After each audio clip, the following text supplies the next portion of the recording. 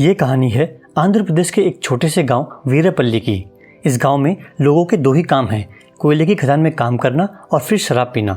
यहाँ पानी से ज़्यादा खपत शराब की है। सारे के सारे बेवड़े हैं। लोगों की दिन की शुरुआत ही शराब पीने से होती है और शराब पीने के लिए इनकी फेवरेट जगह है सिल्क बार, जहाँ शराब से लेकर कबाब सब साथ मिलता है। लेकिन नीची जात वालों को सिल्क बार के अंदर आने की इजाज़त नहीं थी। अंदर सिर्फ ऊंची जात वाले पी सकते थे। सिल्क बार का मालिक कनकई इस गांव के मर्दों का भगवान है। इसके साथ साथ वो गांव का सरपंच भी है। लेकिन एक दिन अचानक से टीवी पे न्यूज़ आती है कि सीएम ने पूरे स्टेट में शराबबंदी कर दी है। ये खबर सुन के सिल्क बार में मातम छा जाता है। लोग ऐसे दुखी हो रहे थे जैसे सीएम ने उनकी मौत का फरमान सुना दिया हो। लेकिन इन सब में सबसे ज़्यादा दुखी था कनकई। उसकी तो पूरी इज्जत ही लुट गई।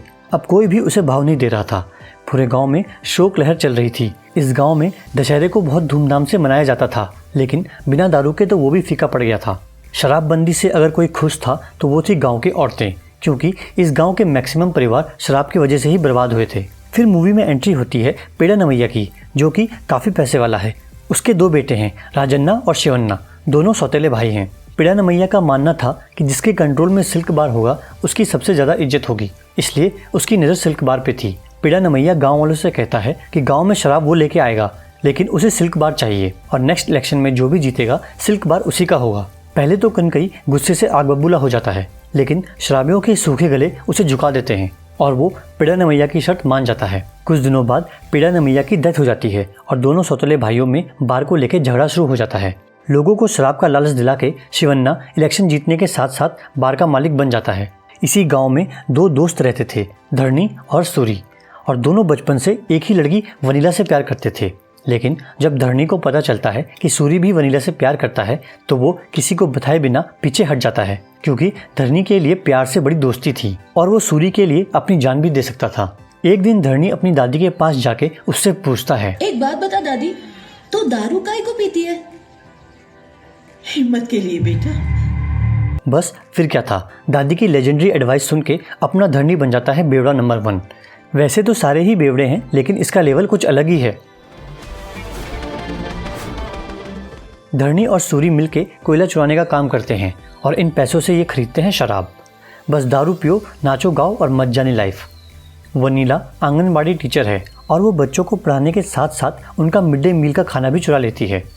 अब गांव में इलेक्शन आने वाले हैं और पिछले कई सालों से शिवन्ना का सिल्क बार और सरपंच की कुर्सी दोनों पे कब्जा है। नए वोटर्स को अट्रैक्ट करने के लिए शिवन्ना का बेटा चिन्न नमैया, जो कि महाहरामी था, वो आइडिया देता है कि इस बार एक क्रिकेट मैच करवाते हैं और जीतने वाली टीम में से किसी एक को सिल्क बार में कैशियर की नौकरी मिलेगी और इस बार के इलेक्शन वो खुद लड़ेगा। उधर वनीला की मदर वनीला की शादी किसी और से करवाने वाली होती है, तो धरनी को ये बात सहन नहीं होती और वो वनीला के घर जाके हंगामा कर देता है। वो सूरी और वनीला की शादी कराने पे अड़ जाता है।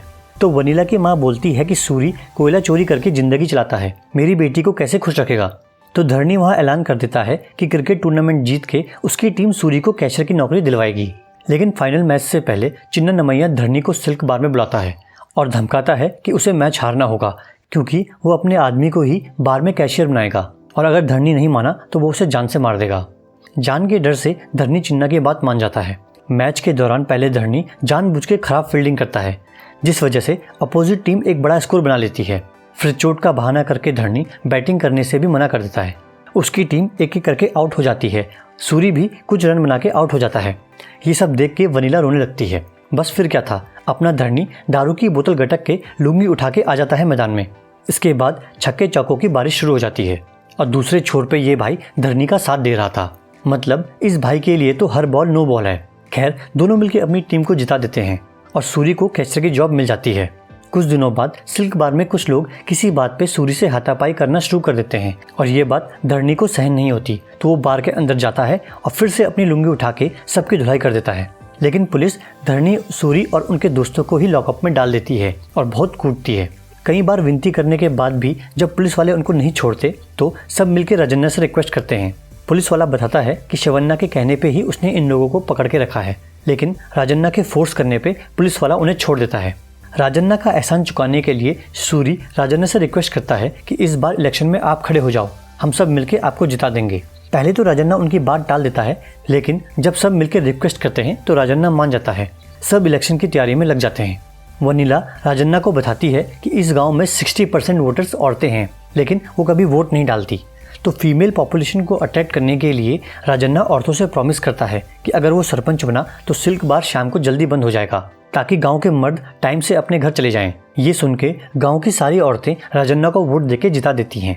राजन्ना धरनी को उप सरपंच और सूरी को सिल्क बार का कैशियर बना देता है। इसके बाद सूरी और वनीला की शादी का प्रोग्राम स्टार्ट हो जाता है, लेकिन धरनी उसमें नहीं आता क्योंकि वो आज भी वनीला से प्यार करता था। लेकिन धरनी जब अपने दोस्त को ये बात बता रहा था तो सूरी सुन लेता है और उसका दिल टूट जाता है कि उसकी वजह से धरनी ने अपने प्यार की कुर्बानी दे दी।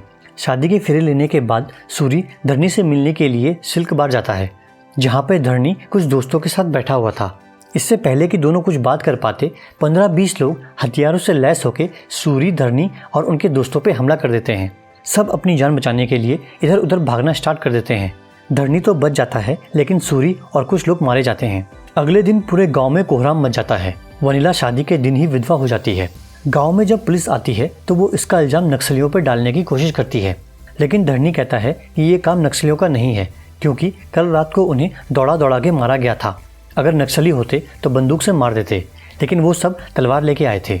चिन्ना नमैया गांव वालों को अपनी बातों से कंफ्यूज करके धरनी को बेवड़ा और भुलक्कड़ साबित कर देता है। क्योंकि पुलिस को कोई हथियार बरामद नहीं हुआ था, तो पुलिस भी नक्सलियों पर इल्जाम डाल के मामले को रफा दफा कर देती है। कुछ दिन बाद धरनी को याद आता है कि जब वो और सूरी अपनी जान बचा रहे थे तो एक तलवार गांव के कुएं में गिर गई थी। धरनी उस तलवार को कुएं में ढूंढ लेता है। उस तलवार पे चिन्ना नमैया का नाम लिखा था।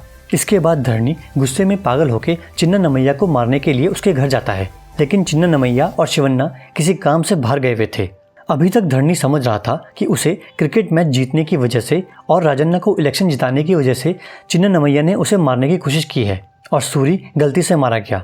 लेकिन चिन्ना नमैया की वाइफ उसे बताती है कि चिन्ना नमैया ने वनीला को पाने के लिए सूरी को मारा था। उसकी बहुत पहले से वनीला पे बुरी नज़र है और वो वनीला को किसी भी हालत में पाना चाहता है। जब सूरी ने वनीला से शादी की तो उसने सूरी को मरवा दिया और किसी को शक ना हो इसलिए उसके बाकी दोस्तों को भी मरवा दिया।